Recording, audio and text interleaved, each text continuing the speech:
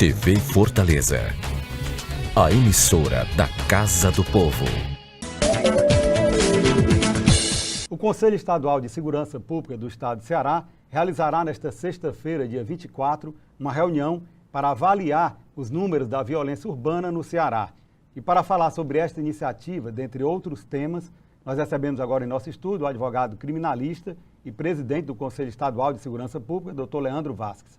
Doutor Leandro, é um prazer tê-lo aqui em nosso estúdio novamente. O privilégio é meu, Evaldo, sempre à disposição. Inicialmente, eu gostaria que o senhor falasse um pouco sobre o papel do Conselho. Como é que o Conselho é formado, qual a autonomia, qual o papel, as atribuições do Conselho Estadual de Segurança Pública? Pois não, Evaldo, o Conselho Estadual de Segurança Pública, ele possui previsão na Constituição do Estado do Ceará, no artigo 180, e também é disciplinado pela Lei Estadual 12.120, de 93. Na verdade, tanto a Constituição como a lei prevê que o Conselho Estadual de Segurança Pública possuirá, né, uma dotação orçamentária própria, autonomia administrativa e financeira.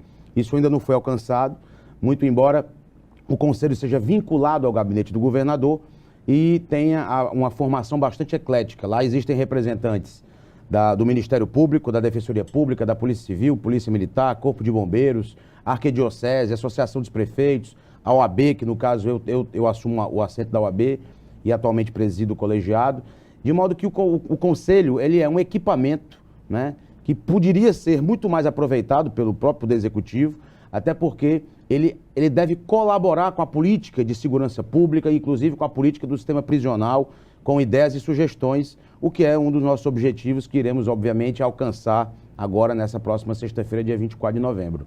Eu queria que o senhor falasse um pouco sobre essa reunião. Vocês vão avaliar o diagnóstico dos números da violência urbana no nosso estado, é isso? Na verdade, nós sabemos que os telespectadores, todos nós, estamos já fartos, né, exaustos de constatações numéricas, estatísticas e etc. Eu acho que já se está ultrapassando a hora, o Brasil já está na sua 24ª hora de se enfrentar de uma vez por todas essa questão da violência urbana. Na verdade, nós percebemos que não há uma política de continuidade, né? Nós padecemos de uma síndrome, que é a síndrome do descontinuismo. Então, o governo, ele cumpre a sua etapa de 4 anos e após um novo gestor assumir, nós temos uma determinada política quase que abandonada. Nós precisamos de políticas de segurança pública de Estado e não políticas de governos que são transitórios e sazonais, né? Doutor Leandro, o Fórum Brasileiro de Segurança Pública divulgou recentemente os números da violência urbana referentes ao ano passado, né, referentes a 2016. Isso. Eu gostaria que o senhor levantasse aqui os principais dados, né, que foram abordados pelo Fórum Brasileiro de Segurança Pública. Pois não, Evaldo. São dados realmente alarmantes, assustadores, né? Nós sabemos que a violência ela é um fenômeno social, né? Até mesmo nos países desenvolvidos existem os homicídios, existem os crimes passionais, existem os atentados terroristas, enfim. No nosso país não chega a ser tão diferente, no entanto, com uma nova moldura, com uma diferenciada silhueta, né? Nós temos uma violência urbana realmente em contornos epidêmicos, né? Praticamente uma hemorragia social, enquanto que a ONU suporta, né, o dado de 10 homicídios para cada 100 mil habitantes, né? Nós aqui do estado do Ceará já chegamos a 77 homicídios para cada 100 habitantes, ou seja, um cenário apocalíptico, né? Então, apesar disso, né, o Fórum Brasileiro, né, o Fórum Nacional de Segurança Pública tem constatado dados também, de fato, que nos inspiram a uma certa avaliação, como, por exemplo, que a cada hora 7 brasileiros são assassinados, né? E ano passado, 61 mil homicídios se verificaram no nosso país, o que o Fórum faz uma comparação até com a guerra, com o início da Segunda Guerra Mundial, que foi uma bomba nuclear que foi arremessada em Nagasaki. É como se fosse uma bomba atômica por ano. Isso. Tendo como referência os casos de assassinatos praticados em 2016, não é verdade? Isso, verdade. E o que nós temos é o quê? O professor Laércio Noronha, né, que é um pesquisador da matéria, ele pontua algo muito interessante. O Brasil, na década de 90, nos idos de 94 ali, nós vivíamos e respirávamos uma hiperinflação, né? Nós chegamos a ter inflação de 1.800, né? Dados de 1.800 pontos. Na verdade, hoje o Estado brasileiro ele padece de uma hipercriminalidade, né, em todos os níveis, né? Como eu dizia no início, a violência é sim um fenômeno social. Tanto é que na alegoria bíblica, né, de Adão e Eva, Caim e Abel, né, se Caim mata Abel, então ali 25% da população teria uma inclinação criminosa.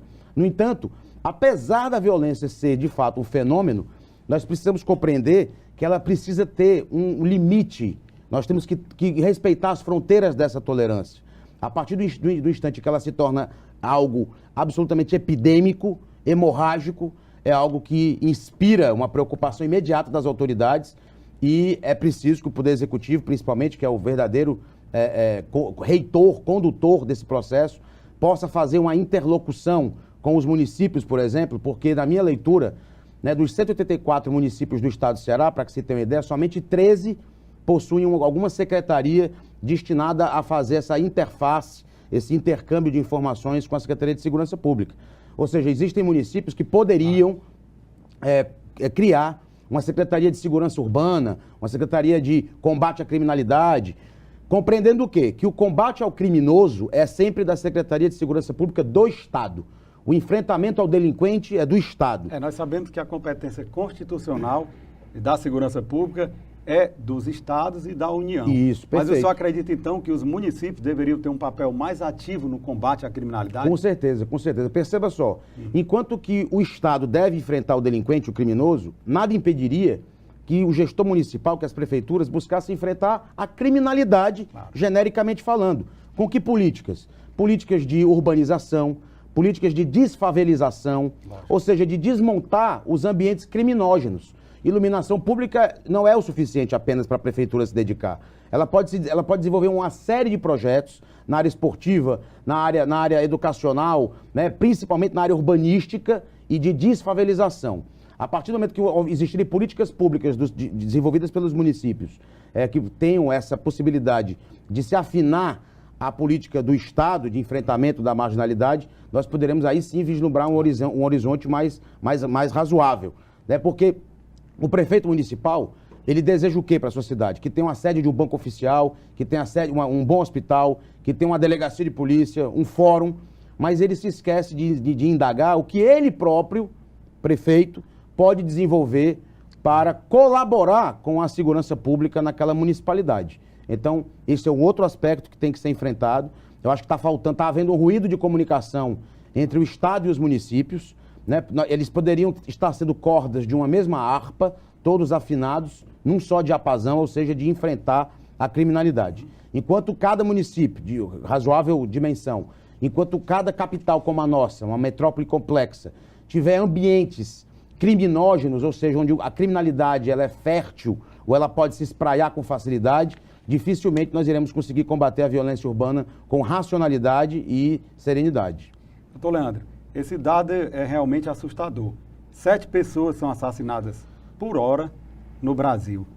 O que é que realmente está acontecendo, na sua opinião? O Estado, inclusive no sentido lato, né? Inclui os estados, os municípios e a União. O Estado perdeu a capacidade de combater a criminalidade? Olha, eu diria que o Estado brasileiro, né, estou falando genericamente, eu acredito que ele está praticamente rendido, né? O crime organizado, como o próprio nome sugere, ele realmente evoluiu, né? Hoje a Lei 12.850, que é uma lei federal que trata da questão do crime organizado, ela tem sido subaproveitada pelo próprio Estado. Lá existem institutos como o da colaboração premiada, que tem sido muito utilizado nessas operações destacadas da Polícia Federal, mas existem outros institutos que têm sido desprezados, como, por exemplo, a utilização do agente infiltrado. Você vê muito isso nos filmes norte-americanos, parece uma película hollywoodiana. Mas o agente infiltrado, que é aquele que se disfarça e faz parte de um ambiente criminógeno, ele é, sim, uma estratégia de inteligência policial que o Brasil não tem adotado, o Ceará não adota, e o que é surpreendente, né? Mas o que nós precisamos também compreender é que o que alimenta, o que retroalimenta a violência urbana, na minha leitura, é justamente a reincidência criminal, que para traduzir para o telespectador seria o quê? O indivíduo que já foi condenado por um crime, ele se encontra hoje confinado, hoje preso, mas cedo ou tarde ele vai deixar o sistema. E quando ele deixa o sistema, ele volta à marginalidade. Ora, se hoje você tem aí mais de 10 milhões, 12 milhões de desempregados, imagine um indivíduo que tem a insígnia de um ex-presidiário.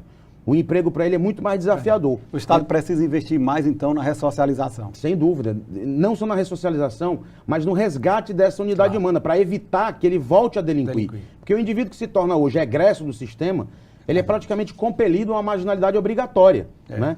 Então é preciso o quê? O Estado precisa ter uma política prisional de disciplina. Ou seja, o indivíduo lá, dentro da unidade prisional, E olha que o Brasil tem a 4ª população carcerária do mundo. São mais de 700 mil presos, no Ceará mais de 20 mil. Então, o preso, ele precisa ter uma rotina, como todo telespectador tem uma rotina, como nós dois temos uma rotina.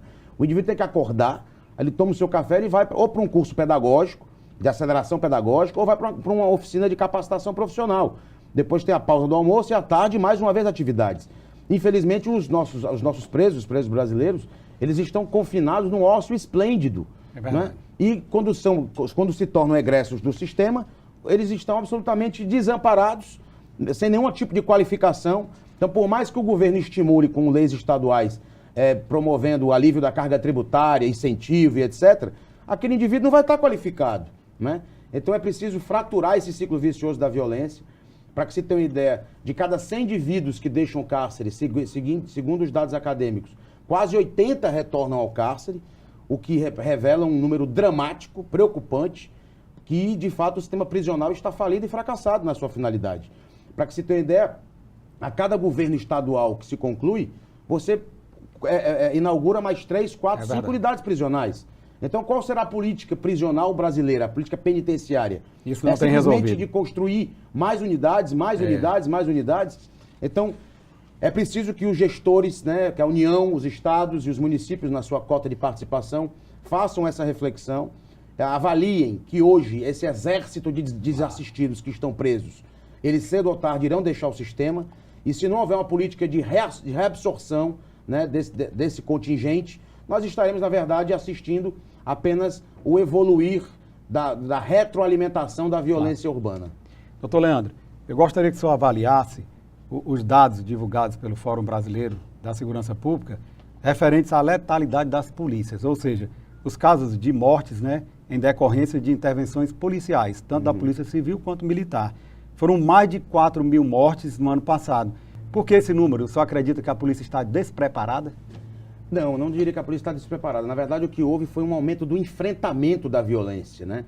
Esse número de assustador de 2016, ele já representa um aumento de 25% comparativamente ao ano anterior, de 2015. Então, houve um aumento de 1/4 de policiais vítimas, né, também desse enfrentamento. Ora, o próprio estado do Ceará, que ano passado, no ano de 2016, né, apresentou cerca de 3.500 homicídios, hoje nós estamos ainda no início do mês, no meio do mês de novembro, nós já temos 4.500 homicídios. Nós já tivemos um aumento de mais de 1.000 homicídios comparativamente ao ano passado. Então, e voltando para o assunto da questão das polícias, realmente nós precisamos investir mais no policial, não é? Não só na sua autoestima, na questão do soldo, na questão do salário, mas na questão de equipamento. Né, de seguranças, enfim. Então, nós temos percebido realmente que, como há um fôlego novo, né, no comando de muitas secretarias de segurança, na nossa também, então existe um ânimo que tem sido contagiante para a tropa, para os policiais, e isso também estimula o enfrentamento. E esse enfrentamento, lamentavelmente, também causa baixas, né, do lado do poder oficial, que é, no caso, a Polícia Civil e Militar do Estado do Ceará e dos estados como um todo. Doutor Leandro, o senhor falou na questão da crise no sistema penitenciário. E o que se tem percebido ultimamente é de que está havendo uma divisão, ou seja, determinadas facções estão sendo separadas e colocadas em presídios, né? E qual a análise que o senhor faz disso aí? Olha, essa análise é uma análise que eu faço com muita serenidade e até antecipo que eu compreendo que você departamentalizar, né, segmentos do crime organizado e determinadas unidades prisionais, por exemplo, o PCC em uma, o Comando Vermelho em outra, o GDE em outra, etc., eu acredito que, na verdade, você faz contribuir para que o crime organizado se organize ainda mais, né? Você perceba e repare que você praticamente está transformando uma unidade prisional num QG, num quartel-general de determinado grupo criminoso. E se transforma quase que num home office. Eles ficam trabalhando ali internamente, já que são todos da mesma facção criminosa, e eu acho que esse cenário, ele traduz quase que uma rendição do Estado, né? O Estado, ele precisa rever esse aspecto, adotar o agente infiltrado, desmontar os comandos, transferir para as unidades prisionais federais aqueles que são considerados líderes. Agora, sem investimento em inteligência, lamentavelmente, nós estaremos patinando, nós estaremos deslizando o tempo inteiro. E é preciso, portanto, que os poderes públicos possam se valer das ferramentas que a própria lei já estabelece. Claro. A Lei 12.850 prevê a figura do agente infiltrado e eu asseguro que jamais foi adotado isso no estado do Ceará, o que é surpreendente na minha leitura. Essa questão dos presídios, né, e a proliferação das facções, das organizações criminosas dentro dos presídios, eu obtive uma informação recente de que um novo preso, quando chega lá no presídio, ele tem que fazer uma opção, né, para qual facção ele vai. Isso é verdade de que eles estão batizando os novos presos dentro dos presídios? Sim, nós temos informações de agentes penitenciários que nos informam que indivíduo, não só nas unidades prisionais, quando o indivíduo chega numa delegacia de polícia flagranteado, na própria delegacia às vezes tem os segmentos onde está um determinado grupo filiado a uma facção e outro a outra facção. O que nós temos constatado é que nós precisamos de gestão na segurança pública e de gestão no sistema prisional. O governo passado, para que você tenha ideia, o governo Cid Gomes, chegou a aumentar o investimento em 342%, comparativamente ao governo que o antecedeu, que era o governo Lúcio Alcântara. E o governo do Camilo, recentemente, ele convocou novos policiais militares, novos policiais civis, né? Então, essa ação de aumentar o efetivo não é suficiente, não basta. Ela é uma ação importante, mas não é suficiente de fato. Perceba que no governo Cid Gomes, apesar de ter havido um crescimento exponencial do investimento em segurança pública, 342%, naquele tempo os homicídios dobraram, praticamente para 200%. Então isso quer dizer que não é porque está havendo maior investimento, vai haver melhores resultados. O que vai depender, na verdade, é uma gestão serena, uma gestão equilibrada, uma gestão onde você vai tentar, inclusive, poupar alguns investimentos, otimizar os custos para buscar atender melhor esse segmento sensível que é a da segurança pública do Estado. Na verdade, o fato de você simplesmente triplicar o investimento e divulgar esses números não quer dizer que a violência vá estar contida, né? Não necessariamente. Então nós precisamos de gestão. Para que você tenha uma ideia, a divisão de homicídios, a DHPP, a divisão de homicídios do Estado do Ceará, nenhuma lei estadual foi criada ainda para instituir a divisão, né? E não há uma liturgia a ser obedecida, né? Quem assume a divisão pode adotar a medida que quiser, devolver inquéritos para algumas distritais, avocar inquéritos que não têm ainda autoria identificada, enfim. Então, é preciso que haja uma política de continuidade, né? Nós estamos realmente meio que uma babel de gerenciamento, e é preciso que haja comando, é preciso que haja gestão, né? Porque investimento está havendo, o governador revela absoluto compromisso em querer investir, isso é indisfarçável, é inegável. Tem notado o esforço do governo do Estado no combate à criminalidade. Isso é indiscutível. O próprio secretário, nós percebemos que o secretário é dedicado, é vocacionado, né? Enfim, mas é preciso que existam ainda a correção de muitos rumos para que nós possamos alcançar um objetivo minimamente razoável. O senhor falou, inclusive, num ponto importante, que é preciso também investir em equipamentos, né, para o homem que está lá na ponta, combatendo criminalidade, seja ele o policial civil ou o policial militar. E também investir em qualificação e uma melhor remuneração. Porque essas pessoas estão lá, né, arriscando suas vidas, né, para defender as nossas. Sem dúvida. Para que você tenha uma ideia, qualquer um assiste aqui filme americano, que um policial ele sai do seu horário de trabalho, ele vai praticar tiro ao alvo num stand dentro da própria repartição. Aqui, o nosso stand não funciona lá na Academia de Segurança Pública, Academia Estadual, a AESP. Na verdade, existe um convênio com uma empresa privada para que seja feito isso, né? Se você indagar, né, de um policial qual foi a última vez que ele fez um treinamento além do ingresso dele, após o ingresso dele, quando é que ele fez um treinamento de tiro, é desafiador você encontrar alguém que esteja fazendo um treinamento periódico, de uma manutenção de equilíbrio e etc. Então, o que nós constatamos é que é preciso haver uma reformulação na política de segurança pública. Investimento já existe, mas nós precisamos otimizar esse investimento. É preciso rever a política prisional no Estado do Ceará. O Estado poderia muito bem adotar a questão do enfrentamento do ócio com disciplina dentro das unidades prisionais, com estudo e capacitação profissional para o preso, para tentar, portanto, fraturar a violência, o ciclo vicioso da violência que se alimenta justamente da reincidência criminal. Claro. Então, acredito que rumos precisam ser tomados, né? O governador tem consciência disso, claro, e precisa, inclusive, utilizar melhor o Conselho Estadual de Segurança Pública, que é vinculado ao seu próprio gabinete, né? E o Conselho precisa, obviamente, resgatar a sua autonomia administrativa e financeira, o que nós já temos postulado via ofício para o excelentíssimo senhor governador e acreditamos que até ano que vem, no início do ano que vem, isso estará sendo solucionado. Doutor Leandro, infelizmente nós estamos chegando ao final da nossa entrevista. O programa Mundo Jurídico agradece aqui a sua presença e faz votos de que o Estado do Ceará, não só o Estado, né, o Brasil como um todo, acerte em suas políticas públicas para diminuir esses números da violência urbana que tem assustado cada vez mais a todos nós, cidadãos. E o programa abre agora espaço para suas considerações finais. Pois não, Evelt, nós temos que ter essa reflexão, né, de que a violência precisa sim, ser enfrentada mais com racionalidade, né? A América Latina, para que se tenha ideia, ela tem praticamente 8% da população mundial, mas nós aqui na América Latina, né, nós suportamos quase 40% dos homicídios no planeta. Então, quase metade das mortes no planeta Terra acontece na América Latina. Que tem menos de 10% da população mundial. Então, a violência, apesar de ser um fenômeno, ela precisa ser enfrentada com habilidade, né, com serenidade, mas principalmente com a união de esforços. E concluo dizendo que se os municípios também não se irmanarem à atuação do Estado e da União, dificilmente nós conseguiremos ultrapassar essa etapa nervosa da nossa existência, que é uma violência com contornos de epidemia social. Com certeza. Obrigado, doutor Leandro.